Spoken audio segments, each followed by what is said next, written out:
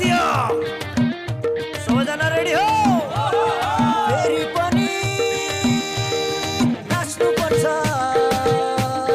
बिचो बिचोमा दर्शकबिन नमस्ते, म शिव भण्डारी। गायन तथा मोडल दुर्गेश थापालाई नाचिने सङ्गीत प्रेमी दर्शक कमै होलान्। कसैले उनलाई गायकको रूपमा चिनेका छन्, कसैले मोडलको रूपमा चिनेका छन्।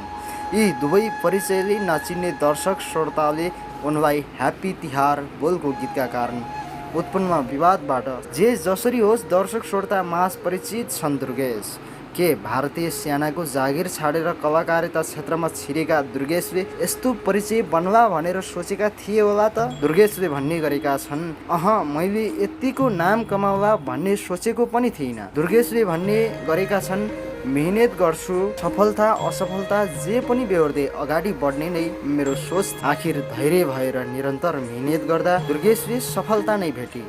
अहिले दुर्गेश भन्न थालेका छन्, आखिर धैर्यले नै मानिसलाई सफलता दिने रहेछ, धैर्य नै मानिसको साथी रहेछ। ओ सोल्टा सोल्टिनी हो ह्याप्पी तिहार चिसो बिहार जिन्दगी मरि लानु के छ र हो बाजे टुक्लुक्का मरे पुक्लुक्का कि कसो हो happy Tihar happy Tihar happy Tihar happy Tihar happy Tihar happy Tihar happy Tihar happy Tihar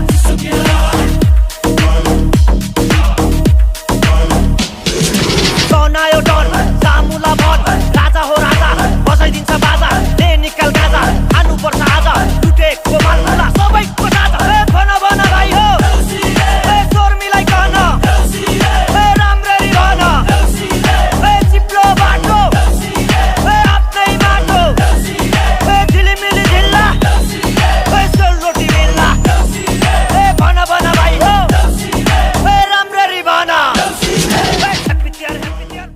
बागलुङमा जन्मिएका दुर्गेशलाई गायनमा विशेष रुचि थियो, तर परिवारले भने दुर्गेश भारतीय सेना भएको हेर्न चाहन्थ्यो। परिवारको इच्छा पुरा गर्न पनि दुर्गेश भारतीय सेनामा भिड्न गए।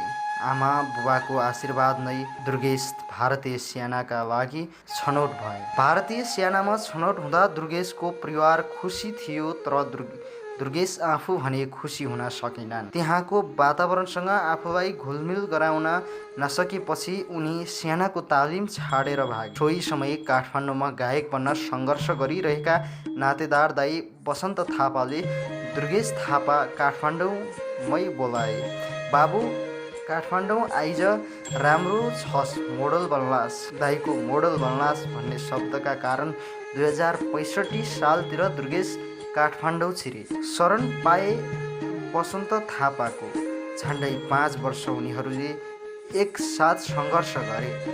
मोडल बन्न भनेर सहर छिरेका दुर्गेशलाई कसले बनाइदियोस् मोडल?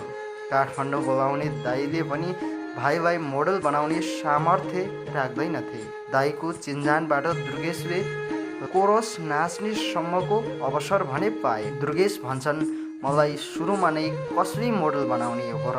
मैले त 50-60वटा गीतमा कोरस नाचेको छु। त्यो समय दुर्गेशले एउटा गीतमा कोरस नाचेको 250 रुपियाँ पाउँथे। त्यसमा पनि 50 रुपियाँ लिडरले लगिदिन्थे।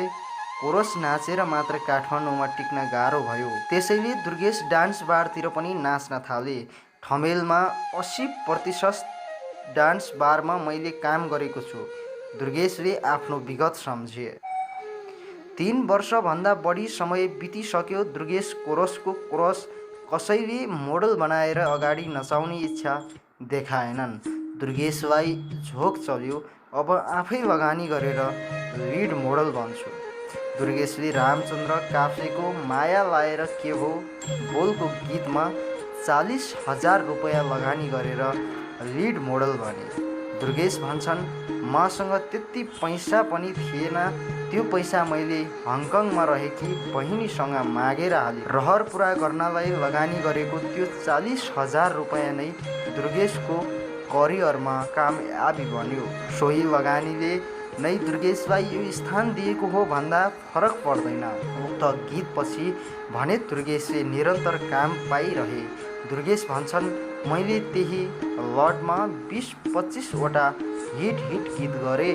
त्यसपछि करियरमा पछाडि फर्केर हेर्नु परेको छैन। दुर्गेशले त्यही समय 15वटा भन्दा बढी अवार्ड चुमे। निरन्तर जसो उनी उत्कृष्ट मोडल साबित भइरहे। तीजको समय सबैभन्दा व्यस्त बन्थे दुर्गेश।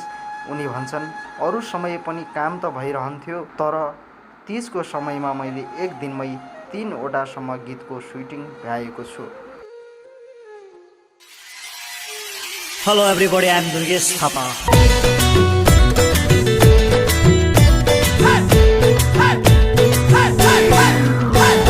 यो ज्यान फाल्दिन्छु, यो ज्यान फाल्दिन्छु, म यसै बिग्रिए, म उसै बिग्रिए।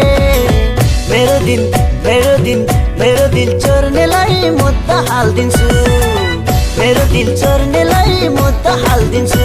म यसै भत्किए, म उसै भत्किए।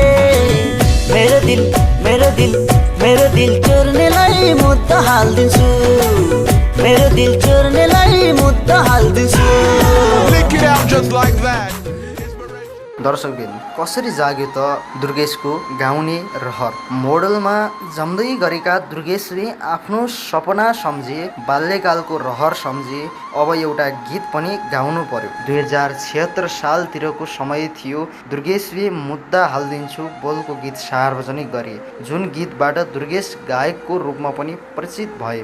त्यसैले दुर्गेशको स्टाइल रुचाए। उक्त गीत हिट भएपछि दुर्गेशमा विश्वास बढ्यो, मैले त गाउन पनि सक्ने पो रहेछु। त्यही विश्वास र दर्शकको मायाले निरन्तर गायनमा पनि लागिरहेको दुर्गेश बताउँछन्। उनले भने, पहिलो गीत हिट हुने बित्तिकै ऊर्जा मिल्यो। त्यसपछिका गीतहरूले पनि दर्शकको माया पाएपछि गायनलाई पनि निरन्तरता दिइरहेको छु। डान्सिङ शैलीको गीत गाउने दुर्गेशका धेरै गीत हिट छन्। मोडल भन्दा दुर्गेशले खासै देश विदेश घुम्न पाएका थिएनन्। जब गायक बने उनले देशको कुना कुनामा कन्सर्ट गर्ने मौका पाए। आधा दर्जनभन्दा बढी देशमा पुगेर दर्शकलाई आफ्ना गीतमा झुमाइसकेका छन्। उनले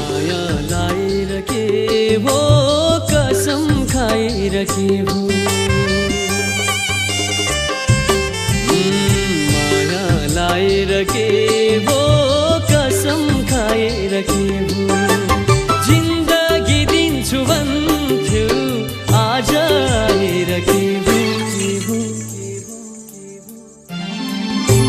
भन्नेलाई बाटो खुल्यो आँसु रुनेलाई, भन्नेलाई बाटो खुल्यो आँसु रुनेलाई।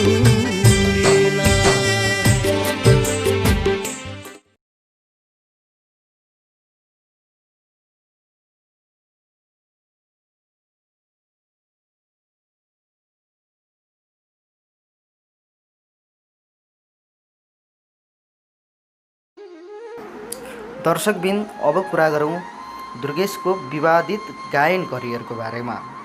दुर्गेशको गायन करियर सुखद नै भयो, तर विवादहित भने हुन सकेन। सुरुवाती दिनदेखि नै दुर्गेश विवादमा मुछिरहेका छन्। डेब्यु गीत मुद्दा हाल्दिन्छुमा राखिएको यो यो यो दुर्गेश थापा हो भन्ने लाइनबाट नै दुर्गेशले आरोप खेप्नु पर्यो। उक्त लाइन बलिउड गायक हनी सिंहबाट कपी गरिएको आरोप दुर्गेशलाई लागेको थियो। यस आरोपबारे दुर्गेश भन्छन्, त्यो चलचित्रका लागि तयार गरिएको गीत थियो। त्यसमा परिचय कसरी दिने भन्ने कुरामा सल्लाह गरेर नै हामीले यो लाइन तयार गरेका थियौँ। त्यसलाई कपी नै गरेको भन्न मिल्दैन। त्यस पश्चातका गीतहरूमा पनि दुर्गेश विवादबाट टाढा भएनन्। उनको गीतमा प्रयोग भएका शब्दहरूबाट उनी सधैँ विवादमा परिरहे। गत वर्षको तीजमा सार्वजनिक भएको ह्याप्पी तिहार बोलको गीतबाट भने दुर्गेश ठुलै विवादमा फसे। आफ्नो परम्परा बिगारेको तथा लागु पदार्थलाई बढावा दिएको भन्दै दुर्गेश विवादमा फसेका थिए। यसै गीतका कारण उनी प्रहरी हिरासतसम्म पुग्नु परेको थियो। पछि हिरासतबाट नै उनले गीत हटाएर बाहिरिए। अहिले पुन दुर्गेश विवादमा परेका छन्। हालै सार्वजनिक बिच्च बिच्चमा 2 मा गाइएको एक लाइन अर्को गीतसँग मिलेपछि उनी विवादमा तानिएका हुन्। गीतमा प्रयोग भएको शब्द आकाशैमा बादल डम्मै छ शब्द आफूहरूले सानैदेखि गाउने गरेकाले त्यसलाई सङ्कलन गरेर गीतमा राखिएको दुर्गेश बताउँछन्। यो लाइन अलि मिलाएको शब्द तथा सङ्गीत रहेको आकाशमा बोलको गीतसँग मिल्यो। गीतको मुख्य हुक लाइन दुर्गेशले चोरेको आरोप लाग्यो। आखिर गीत मिलेकै पनि थियो। उनले भने, मैले जानी जानी गीत कपी गरेको होइन, त्यो मलाई जरुरी पनि थिएन, संयोगवश मिल्न गएको मात्र हो। अचेल दुर्गेशलाई बारम्बार सोधिने प्रश्न छ, बिहे कहिले? हाम्रो पनि दुर्गेशलाई अन्तिम प्रश्न यही थियो, अब त बिहे गर्ने समय भएन र? दुर्गेशले जवाफ फर्काए, अब बिहे गर्ने नै हो, त्यसबारे सोचिरहेको छु, सायद चाँडै सुखद खबर मिल्ला कि। यति भन्दै गर्दा दुर्गेशले आफू प्रेममा भएको स्वीकारे। उनले भने, अहिलेको समयमा कसको गर्लफ्रेन्ड नहोला र। धन्यवाद। यदि नयाँ पुराना न्युज नेपाल सब्सक्राइब गर्नुभएको छैन भने सब्सक्राइब गरेर नजिकैको बेल आइकन दबाउन नबिर्सिनुहोला र यो भिडियो मन पर्यो भने सेयर गरेर सबै समक्ष पुर्याइदिनु हुन यहाँहरूलाई हार्दिक अनुरोध गर्दछु। जय देश, जय नेपाल।